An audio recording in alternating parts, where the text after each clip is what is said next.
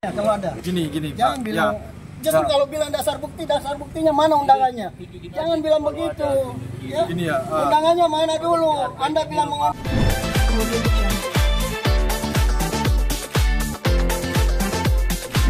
Iya, dananya saja kok di Surabaya. Dananya tersebut dipegang oleh Direktur PT Aku Cinta Memiles sekarang, F. Suganda, dan telah kita laporkan di Polres Jakarta Utara. Makanya itu kita juga berkonsolidasi, bergabung dengan grup Memiles untuk melaporkan balik. Gitu. Seharusnya yang dikejar sana, bukan Pak Farhad. Iya. Karena apa ya? Dalam hukum pidana itu ya, yang mengelola uang itu ya, dia yang harus bertanggung jawab pidananya ya, bukan lawyer. Lawyer hanya bertugas mendampingi, membela kepentingan hukum kliennya ya. Yang bertugas pengelolaan dana di PT Kamkam itu adalah Kamal Karmini atau Pak Sanjay ya. Tapi yang diserang adalah Pak Farhad. Sudah selesai itu, Pak. Pak Sanjay sudah bebas murni. Iya. Itu poin pertama ya. Dari konteks itu kita sudah tahu bahwa perusahaan ini telah merugikan banyak orang dan kita akan proses hukum balik. Ya, proses hukum balik. Kita sudah buat laporan polisi gitu. Itu dari dari closing statement saya. Jangan menuduh-nuduh orang sembarangan. Fakta. Bang siapa tadi saya lupa? Saya Andi Muhammad Ripaldi. Okay. Ya. Saya nanggapi langsung aja bahwa kenapa sampai teman-teman member UMKM sampai ke rumah Farhad Abbas, karena ada bukti yang dipegang bahwa ya selain daripada yang masuk ke Elsa Sharif, bukti dana titipan juga Farhad juga sebagai lawyernya Elsa di sini jadinya. Sehingga saya pernah ke sini juga dan diklarifikasi bahwa ya memang ada dana tersebut tapi tidak sebesar 80 miliar katanya, karena sebagian dari situ ada lawyer fee-nya. Nah, terkait tadi yang dibahasakan Aku Cinta Memiles, itu bukan perusahaan yang itu. Jadi jangan bersilat lidah gitu. Coba hadirkanlah Farhad yang harus konfirmasi langsung gitu. Nggak usah anggotanya gitu ya, nggak usah sampai harus pelaporan yang dibahasakan. Ya member-member dalam hal ini rakyat UMKM, mereka orang kecil ya, nggak bisa membayar pengacara gitu, sehingga maunya menagih secara langsung. Makanya ke rumah Elsa Sharif, juga ke rumah Farhad Abbas. Dan kenapa para mereka ini yakin sekali bahwa memang ada dananya, selain ada buktinya juga ada pengakuannya, juga ditelepon langsung oleh Pak Sanjay, dalam hal ini Direktur PT Kam&Kam, yang sempat perusahaannya diduga investasi bodong, tapi pada akhirnya nggak terbukti gitu ya. Dan ada dana di istrinya itu dititip ya, diminta langsung oleh Farhad sama Elsa Sharif dan Vidi Galenso Sharif, dengan pengakuannya bahwa dana itu dititip dulu sama kami karena takutnya nanti disita juga oleh Polda Jatim waktu itu di 2019 akhir. Nah, dana inilah yang diminta ya, karena Pak Sanjay dalam hal ini betul menang ya, selesai perusahaan itu, tapi dana ini diminta untuk dibagikan kepada para member UMKM yang benar-benar susah gitu ya, susah.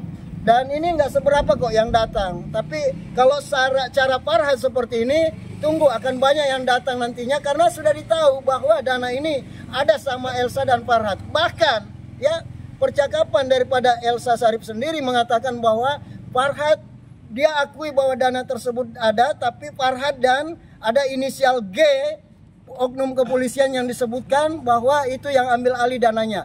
Tapi setelah kami konfirmasi dengan Ibu Elsa, mana buktinya kalau Farhad dan ada inisial G polisi yang ambil, dia bilang nanti 5 hari baru dikasih buktinya, tapi nggak ada sampai sekarang. Nah, kemudian setelah itu Farhad mengundang, saya sendiri diundang di rumah sini.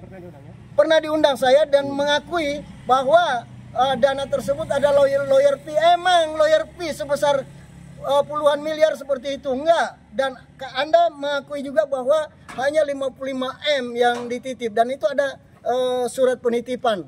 Jadi seperti itu. Nah, ini yang teman-teman ini ya mengaku dari pengacara Farhad. Saya kira mungkin mereka nggak tahu lah, sehingga tanggapannya seperti itu. Terlalu jauh. Bahkan urusan laporan kepolisian juga dia bilang nggak jalan. Kenapa nggak jalan?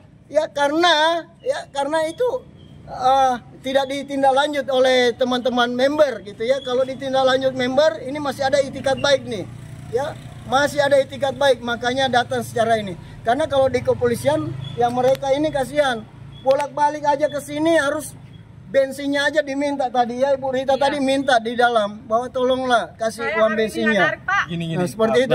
Ini kan tahu Pak, bentar Pak. Ini kan kasus 2020 ya. Ini udah berjalan berarti 4 ya, maksudnya 2020 awal ini. Nah, ini kan udah berjalan 4 tahun yang lalu ya. Ini selama 4 tahun ini seperti apa prosesnya? Mungkin kenapa baru sekarang di-up lagi gitu, apa emang Ya.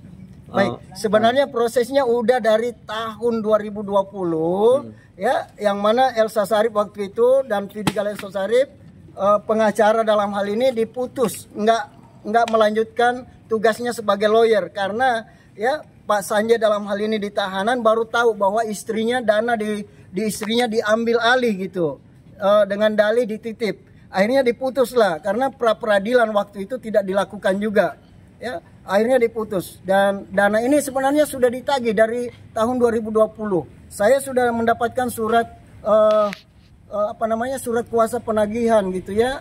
Tapi seperti itu, kalau datang ke Ibu Elsa bilang harus ke Parhat. Datang ke Parhat bilangnya nanti kami bicarakan sama Bu Elsa. Dan terakhir justru seperti yang dikatakan tadi, laporannya justru mereka melapor. Ini saya bilang laporan maling teriak maling ini. Saya sampai ke Polres Jakarta Utara waktu itu, tanya penyidiknya bahwa ini laporan, katanya ada laporan masuk di sini.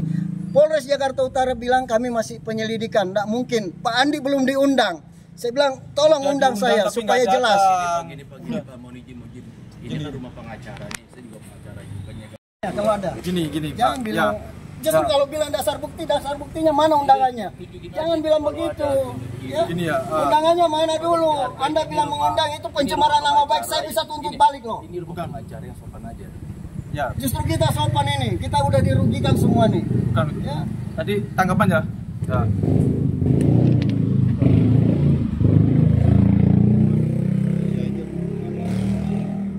Oke, bentar.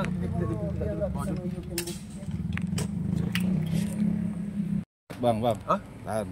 Yuk, gas. Undang-Undang Advokat nomor 18 tahun 2003 itu yang sudah dijelaskan pasal 16 ya, bahwa advokat itu tidak dapat dituntut secara pidana maupun perdata ketika melakukan pendampingan hukum mewakili kepentingan hukum kliennya ya. Jadi advokat Pak Farhad Abbas ini tidak bisa dituntut secara pidana maupun perdata ketika mendampingi kliennya, yaitu Pak Sanjay di tahap penyelidikan dan penyidikan. Memang Pak Farhad sudah bekerja di tahap penyelidikan dan penyidikan, dan juga sudah ada surat konfirmasi jasa hukum ya. Jadi advokat itu berhak menerima honorarium walaupun honornya 5 miliar atau 1 triliun. Bentar. Itu sudah ada terkonfirmasi di jasa hukum. Bukan di honor banyak banget gitu. Yang kedua, juga ada surat pernyataan. Bapak nggak tahu, jangan saya tahu. Surat pernyataan jasa hukum yang dibuat oleh Pak Sanjay dan Kamal Karmini Tarajan bahwa uang yang telah diberikan kepada Pak Farhad dan Bu Elsa Sharif itu adalah uang jasa hukum. Ya, itu berarti advokat itu berhak melakukan mewakili, mendampingi kepentingan hukum kliennya. Itu yang kedua. Yang ketiga, ya, sembarang ngomong aja. Yang ketiga adalah bahwa Nanti lebih KM kami ini adalah perusahaan yang bergerak di bidang periklanan yang menawarkan hadiah atau reward kepada anggota. Udah itu Ya, menang, dan udah inkrah, bentar. udah inkrah. Udah Dan bebas dia, bebas perusahaan murni. telah terhimpun, artinya apa? Secara hukum, jika uang itu telah terhimpun di perusahaan itu, yang harus dikejar adalah siapa? Perusahaannya, bukan lawyer. Lawyer sudah Kan mendampingi. Bu Elsa bilang menitipkan, dititip. Bukan. Meminta. Jadi yang harus dikejar adalah perusahaannya. Secara hukum itu, karena apa? Perusahaannya mengelola dana tersebut. Itu yang harus dipahami. Jangan hanya bicara soal cuap-cuap di media gitu, menuduh sembarangan. Tapi secara hukum, logika hukum, konstruksi hukum tidak memahami. Karena apa? Dana tersebut di bawah pengelolaan KMK. Itu yang harus dipahami.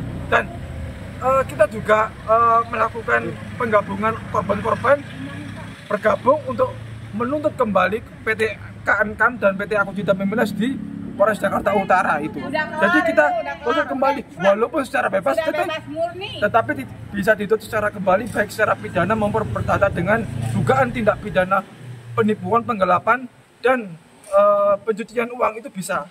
Karena apa? Peristiwa tempus kejadiannya itu berbeda-beda, korbannya juga berbeda-beda. Jadi kita menghimpun korban yang berbeda-beda untuk melaporkan balik ya kepada Direktur PT Aku Cinta Memiles dan PT Kemenkan Ini itu. melebar ya. Dia Farhat aja yang